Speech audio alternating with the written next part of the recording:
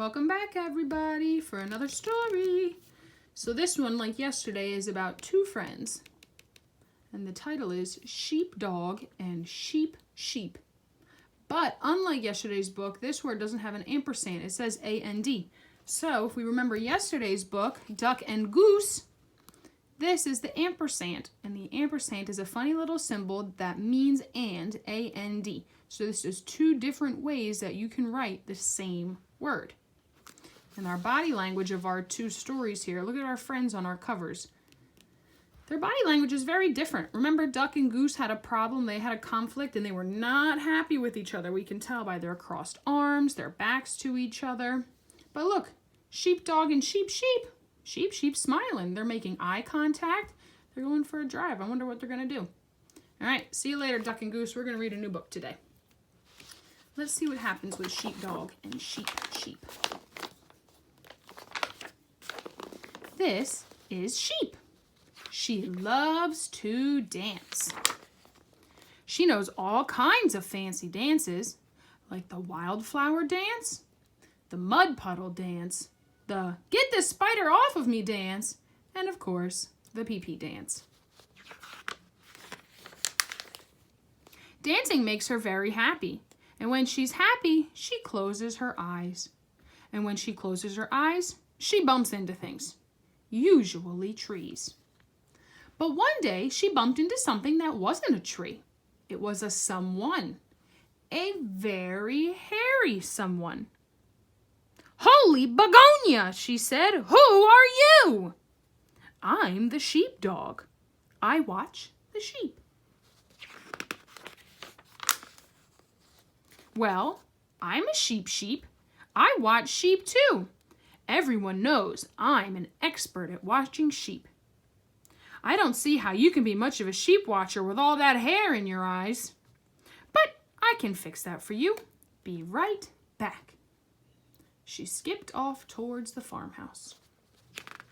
Sheepdog looks confused.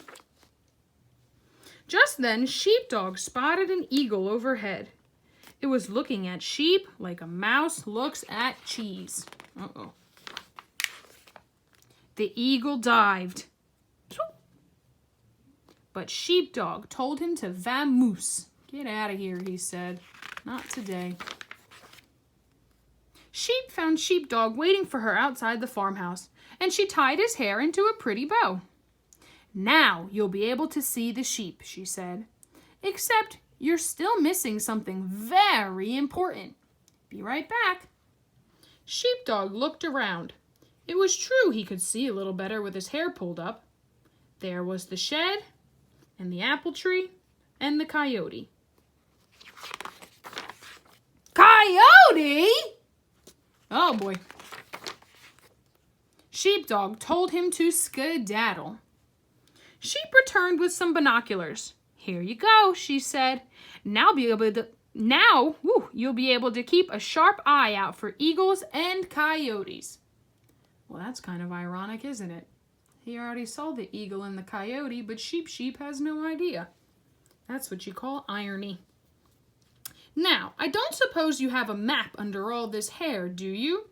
Sheepdog shook his head no. "Well, you're going to need a map so you won't get lost. Be right back." You guys know what's going to happen next? What do you think? I'm going to turn this page. Here we go. She danced her way up toward the old truck to receive the map. The dance made her very happy. She closed her eyes. And because her eyes were closed, she couldn't see that. But Sheepdog did.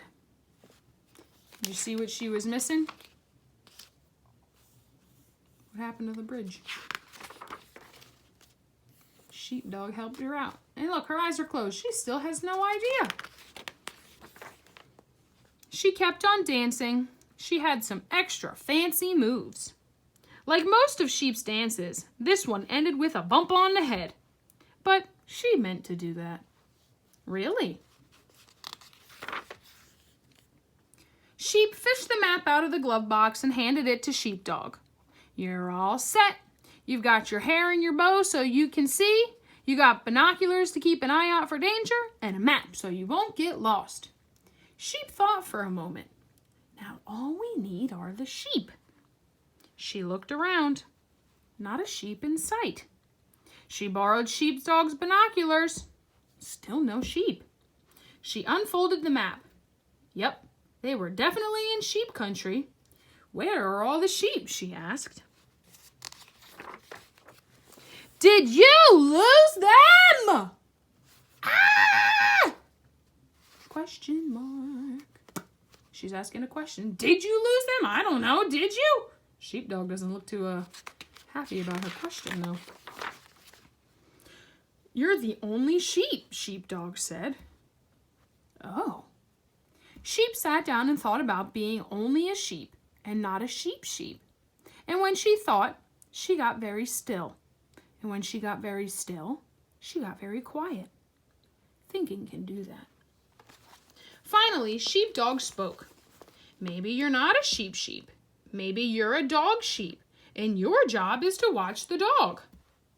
After a moment, Sheep replied, Well, of course I'm a dog sheep. Everyone knows I'm an expert at watching dogs. The end. So that was kind of funny, huh? The sheepdog is in charge of watching the sheep, but the sheep is in charge of watching the sheepdog.